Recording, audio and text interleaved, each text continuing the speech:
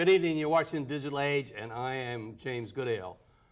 Are we winning the war against terrorism? We've had a lot of examples recently of terrorist events. We had the Christmas bomber. We had the Queens bomber, if we can call him that. That's the kid who went to a high school in Queens who wanted to blow up the New York City subway. We had the Army doctor that blew up all the people in Texas. All of a sudden, we've had a great wave of terrorism, so I thought it was important to ask, hey, are we winning or losing? And tonight, we have the expert of all experts, my favorite counterterrorism expert, Mike Sheehan, who is the president of Lexington Security Group and who was the New York City Deputy Commissioner for Counterterrorism. And he has written a book which, if you want to be educated about terrorism, you've got to read. I've read a zillion of these things. This thing is on the money. Crush the Cell by Michael Sheehan. Pick it up at your bookstore. Okay, Mike, let's cut to the chase. Are we winning the war against terrorism? Jim, the short answer is yes, even though I'd caveat that quickly by saying, number one, we have a long way to go. Number two, it's notwithstanding many of the errors and mistakes we've made since 9/11. And number three, part of the reason we're winning is because Al-Qaeda has had so many difficulties in their strategic reach. So the short answer, yes, we're winning, but we've got a ways to go. I'm glad you said that about Al-Qaeda, because Al-Qaeda has become a label. It's a little bit like the war against terrorism. I don't happen to like that phrase. I mean, right. If you were in the 19th century, you might say, are winning the war against piracy, because piracy was that form of terrorism, and we still have pirates today. But anyway, it's a shorthand way of talking about it. But Al-Qaeda has the same problem as it's a label, I think. But I'm interested to know what you think, for example, about Al-Qaeda. A couple of things. Is it fair to say, for example, that we have the Christmas bomber, okay? And Al-Qaeda has reared its ugly head again. Right. You can see the way I asked the question, I have my doubts. But you're an expert, I'm not. Is that an Al-Qaeda attack or something else? Well, Jim, in my book, that one was an Al-Qaeda attack. In my book, I talk about, my first chapter talks about Al-Qaeda as being both killers and bunglers at the same time. Al-Qaeda is full of contradictions. It's a movement, it's an organization, they're very, very lethal, and at times they're laughably incompetent.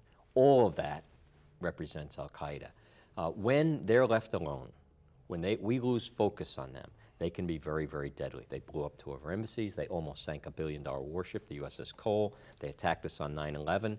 And when we really put our focus on them, domestically and internationally, we've been able to keep them at bay in terms of attacking us in the West. They still have enormous strength in different parts of the Islamic world, but their strategic capability to attack us has been stifled for the last eight or 9 years. Well, some people say, and this is what I was trying to get a little bit at my question, is that Al-Qaeda may be more decentralized than it was before. I think probably one of the attributes of terrorism is that it's decentralized. Cells are an example of decentralization. So what I was getting a little bit, when we think of Al-Qaeda, we also think of the boss. Right. Now, is he pulling all the strings still, or is a place in Yemen calling themselves Al-Qaeda and coming up with a... Prior to 9/11... How do they connect? The few years prior to 9/11, Al-Qaeda is a small group of people centrally directed by bin Laden and his deputy Zawahiri from the mountains of Afghanistan conducting these attacks.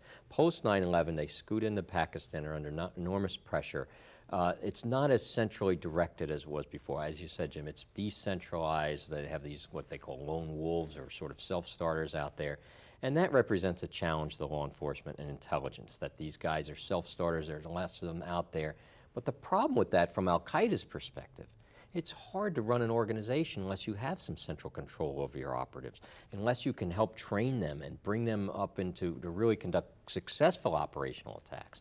So part of the problem of Al-Qaeda, demonstrated again with the Christmas bombing, is yes, they have operatives, but they lack the training, they lack the direction, and they're failing to execute the attacks. They're coming up a little bit short, whether it be the Heathrow plot, the ditch airplanes into the Atlantic Ocean, whether it be the Christmas bombing, whether it be Richard Reed, who also tried to blow up an aircraft. They're failing, and that's part of their problem of this decentralization and enormous pressure they're under as an organization.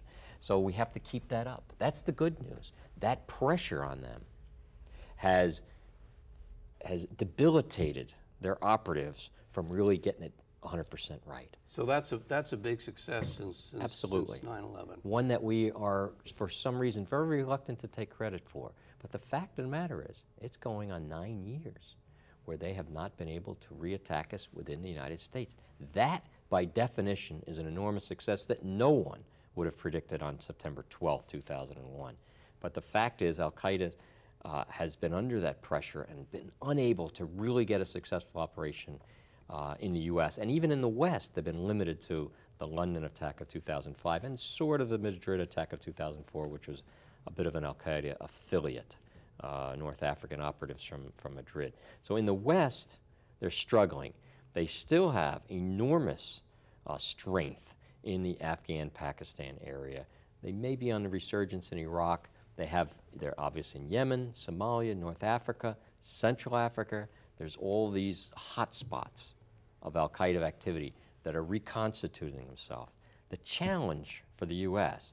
is to prevent them from being able to export that strategically against targets against us in the U.S., in the continental U.S., or other places like our embassy or warships, and to try to minimize the threat that those local cells have to our friends and allies around the world. So there's a duality.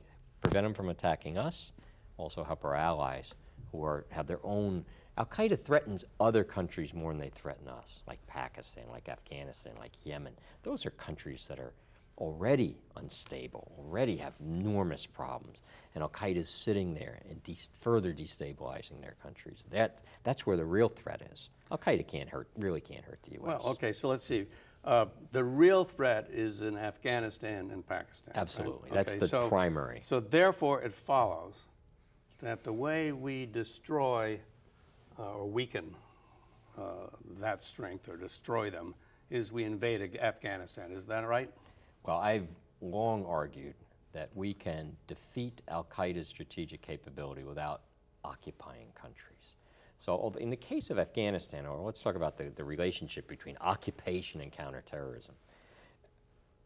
One of the great successes of the post 9/11 era was expelling Al-Qaeda out of Afghanistan and taking down the Taliban. That was a very important reason for our success since 9/11.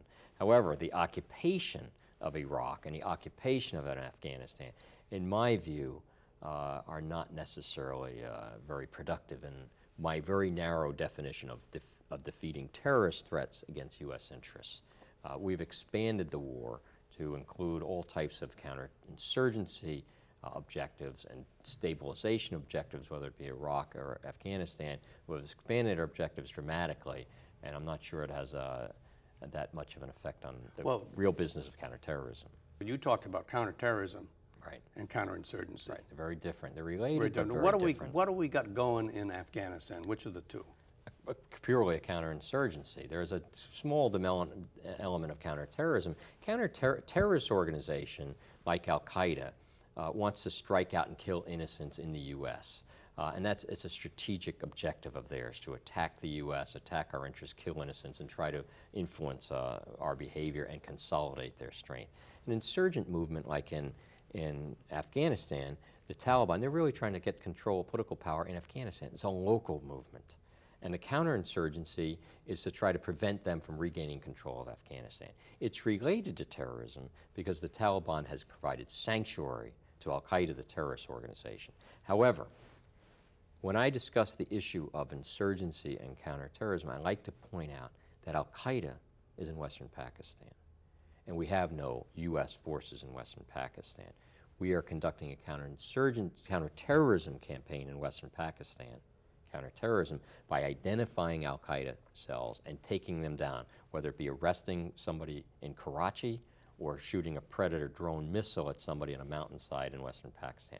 That's counterterrorism. Drones, arrests, intelligence operations. Counterinsurgency on the other side of the border are infantry brigades and infantry divisions running around trying to gain political control.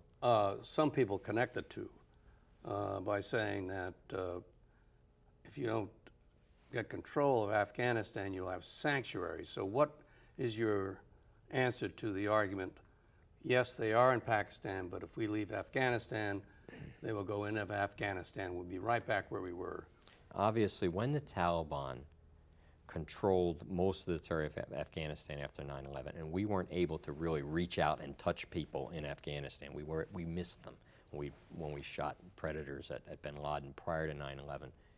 That was a very dangerous situation for the U.S. because Al-Qaeda sat there with impunity. We cannot allow that to ever happen again. However, that is not to say that wherever Al-Qaeda resides, we have to occupy, take over, and fix that country. And again, given the example of Western Pakistan, which, by the way, Western Pakistan, the Fatah area, is not controlled by the government of Pakistan. And for the last 8 or 9 years, we've been able to debilitate Al-Qaeda's strategic reach with these counter-terrorism programs without occupying Western Pakistan. So if you're the President of the United States now, what do you do with Afghanistan? Well, we're on a course now designed by General McChrystal and General Petraeus, both very competent generals, that their course is to try to, what I would call, say, reach a tipping point in Afghanistan, where with a surge of U.S. forces, that we can push back the Taliban to such an extent that the Afghan fledgling army and police forces are able to follow in behind them and achieve some modicum of control of their territory. It'll never be perfect. We should really lower the bar of our expectations of Afghan control of their territory. They've never controlled their territory. But we need some modicum of control there so the U.S. military can ramp down its presence there. They're not going to zero, but bring down its huge troop deployments of 100,000 or so soldiers down to a very smaller number, maybe in the thousands over time, to support the Afghans, keep a presence there so that, unlike prior to 9/11, when we find Al-Qaeda pockets, we can reach out and touch them and crush them with a presence in Afghanistan. But the key, Jim, in my view, and I've been involved in counterinsurgency much of my life, is to get the... Can I just stop you there, because you did have a military career as... I was an Army Special Forces guy, and my background was in counterinsurgency in Latin America and Asia and other places. The key for counterinsurgency success is that the locals have to provide the security. When I was in El Salvador, for instance, I was in one of the most combative zones in El Salvador. I was a captain, an advisor. I had a CIA guy there with me. We were 2 guys in a whole entire zone. And we pushed the Salvadorans out in front to provide security. Now, if I had an infantry battalion, U.S., that would have been great in terms of the military capability I could have brought to that department. But in the long run, that's a failing strategy. It would have become the Americans' war. The Salvadoran army would have sat down. The people would have been mobilized against a foreign presence, and I think it would have been a step in the wrong direction. So instead, we pushed the locals out in front. And in Afghanistan, and everyone knows this, General McChrystal and Petraeus know this, the faster they can get the Afghans out in front, the better, and the U.S. can ramp down. Right. They know that. So if we don't knock off the terrorists with boots on the ground in Afghanistan, and I think you said Iraq, they're coming back a little bit in Iraq. But so what do we do? If we don't do boots on the ground, how do we, you said we're going to crush the... Counter-terrorism is all about intelligence operations. And when I talk about intelligence operations, think about it in a couple different components. First, it's signals intelligence, the ability to intercept communications, whether it be a computer, email, a computer chat room, a telephone call, obviously a cell phone or a landline. Signals intelligence is a huge way to identify an organization trying to communicate. And the other is human intelligence. Those are informant networks, undercover agents, penetrating the organization. When you combine the power of our signals intelligence that the U.S. government can bring to bear, combined with our own human intelligence and the locals' human intelligence services, their informants and their undercovers, you begin to map out what a terrorist organization looks like. And then you can either arrest them when you can. And clearly you want to arrest them because you get intelligence from people that you arrest. But if you can't arrest them in a street in Karachi or Islamabad, and they're on a mountainside that's hard to get to, we often fall back to now, which is not a perfect solution, but we bomb them with a Predator, which is a blunt instrument and not a good instrument. But right now, one that's an important weapon in our arsenal, and the Obama administration has stepped it up. and I support that. When you talk about signal intelligence, Yes. it always throws people off, though. I must say you explained it very well. But that's the, what's in present terms, interception of email, isn't it? Email and phones. Email and Still phones. Cell phones. They right? still use them. Yeah. Bin Laden's not going to get on a cell phone, No. but his operatives have to use them. It's hard to operate in a world without a cell phone. Yeah. Or without a computer, right? Because half Almost the time very we can difficult. capture these guys, we've got their computer. This program's the digital age. Yes, and they that's- use them, computers and the internet they use. And what is the difficulty of intercepting or doing intelligence in the digital age? Is that a problem in real life? I mean, you've done, when you were at the, I've been involved in signals intelligence my entire life. have you really? Yeah, in many ways, as a part of it. I've been as a consumer of it, When as you a director of it. One thing I've discovered when we talk to people who've been in the NYPD, and we ask them what they do, they never tell us. But you just told me effectively you must have done SIGINT at, Different levels. When I was in the Army Special Forces, we had SIGINT capabilities. We had planes flying in the air that were intercepting communications from guerrillas. All the way flash forward to my end of my my public service career at NYPD, signal intelligence is getting a warrant to put a wiretap on somebody. That's signals intelligence. now, is that hard to do now? Give me some idea of, There's a couple issues in terms of yeah. signals intelligence. Number one is just the pure volume of signals that are out there, the amount of computers and cell phones. And so when the NSA, the National Security Agency, which is our national security agency that is in charge of signals intelligence, they collect billions of pieces of this information on a daily basis, and you have to sort through that. And obviously, they have these huge computers that help them do that. So there's one issue, just volume. The second is being able to link a person to a phone or to a computer, and that requires the human intelligence connected with the signals intelligence so that you can target your effort. The third are more of the legal issues and the political issues involved in the issues of civil liberties, of how far you push the envelope and looking at people's phone records or putting a wiretap on their phone if you don't have sufficient cause to do so. Because in domestic counterterrorism operations, phone records and phone intercepts and phone taps are a very, very powerful tool. But on the other hand, it's also a tool that people worry about, encroachment of the government on civil liberty. So in my view, in terms of intelligence operations for signals, the most important issue is getting that right. That issue of civil liberties protecting from government over-intrusion into our phones and computers, yet giving law enforcement intelligence operatives enough room to use those instruments to find bad guys that are trying to kill us. And that is a tough balancing act, and the pendulum goes back and forth. Perhaps President Bush pushed too far with the NSA wiretaps. Maybe right now the pendulum is swinging back. So I'm afraid that FBI and NYPD operatives are probably saying, well, maybe I don't want to go that direction because I may get in trouble and we may miss somebody because we're maybe self-constraining ourselves in the use of signals intelligence. So it's a very important issue for counterterrorism. now you said we've got to get it right. Yes. Are we getting it right with respect to how we allocate our resources with respect to the war against terrorism? When you say intelligence is the most important part, Yes. for example, should we build a defensive fortress? Right.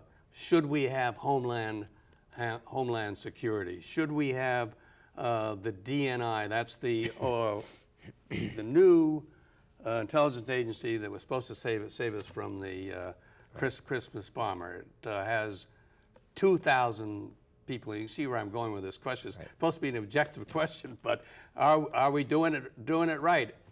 Well, Jim, one of the things I've argued is that we put the most damage on al-Qaeda between September 12th, 2001, the day after 9/11, and really about the middle of 2003.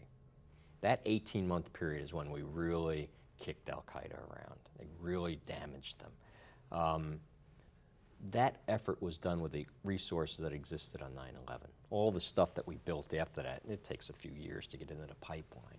In my view, we probably didn't need to expand our budgets nor our bureaucracy at all to crush Al-Qaeda the way we have over the last 9 years, not another cent. By the way, an NYPD has a shrinking budget. NYPD is smaller today than it was prior to at the end of the Giuliani administration. It's smaller. And NYPD's relative budget is smaller. But Mayor Bloomberg and Ray Kelly decided this is a priority. We're going to put resources in that, but they did an offset. The U.S. government doesn't know how to do that. We just pile things on top. We just spend another hundreds of billions and trillions of dollars on new programs and new bureaucracies. I don't think we needed any of that. Okay, we didn't even end it. Now, the title of your book is Crush the Cell, okay? Right. We really haven't talked so much what a cell is. We've assumed that people know what a cell is. Do you think the problem with building up what you've described as unnecessary and unnecessary bureaucracy is because intelligence has no constituency? I think it's a phrase from your book.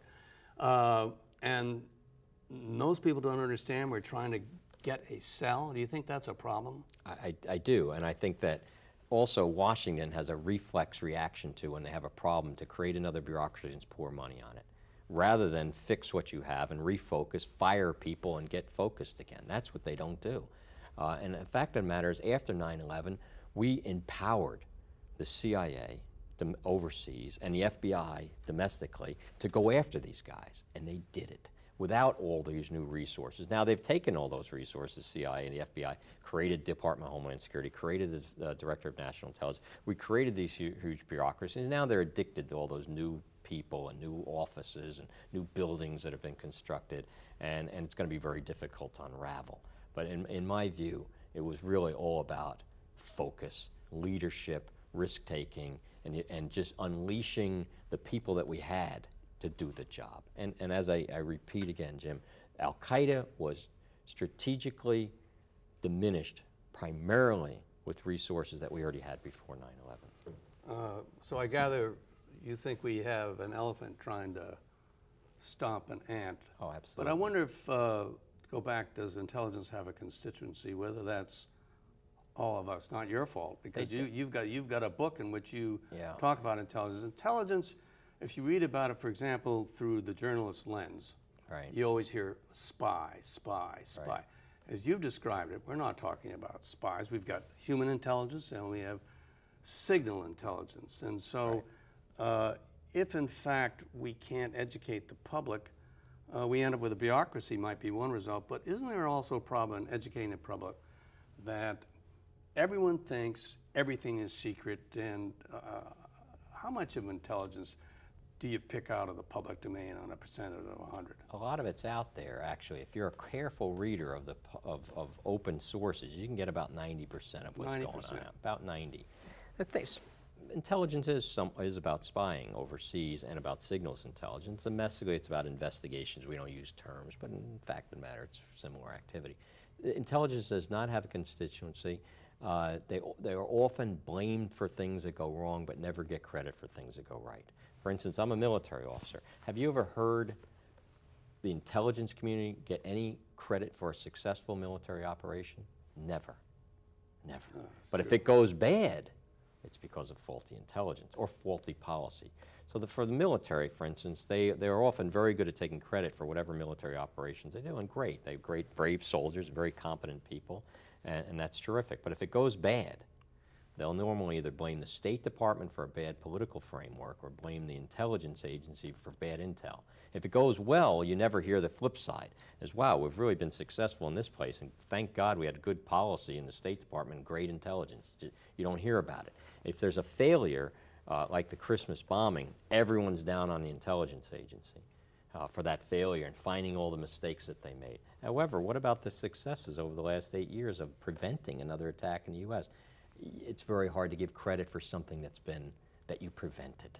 So the intelligence has a lack of a constituency because there's no big bases to be built in a congressman's district. There's no credit to be given to anybody because you're preventing something. And so intelligence is often unfairly, in my view, gets dumped on. And I'm actually an Army officer and a diplomat, not a career intelligence officer. But I think they get an unfair rap for what they do for us. Well, now, let's be specific. Your book's about crush the cell. The cell, yes. Okay. What is a cell? Oh, yeah, what is a cell? A cell are a group of in this case, terrorists, or it could be organized crime or a mafia organization. A cell is a small group of people that operate together. Normally, a cell, in terms of intelligence terms, they are isolated from another cell. So it's 5 guys operating in Afghanistan that are connected through one guy to 5 guys in Yemen, but they don't know each other. And the way we stop the cell is with intelligence. You find them. Okay, You so find them with intelligence. You break them up. You kill them, arrest them, or make them disband. Right. Okay, so we've come to the end. And so the question is, how long will it take to win the war against terrorism? The war against terrorism, as defined by this Al-Qaeda threat, is at least a generation. A generation. A generation. A The generation, reason really? being, there are people out there for at least another generation who are not going to be convinced not to continue to attack us for a long time.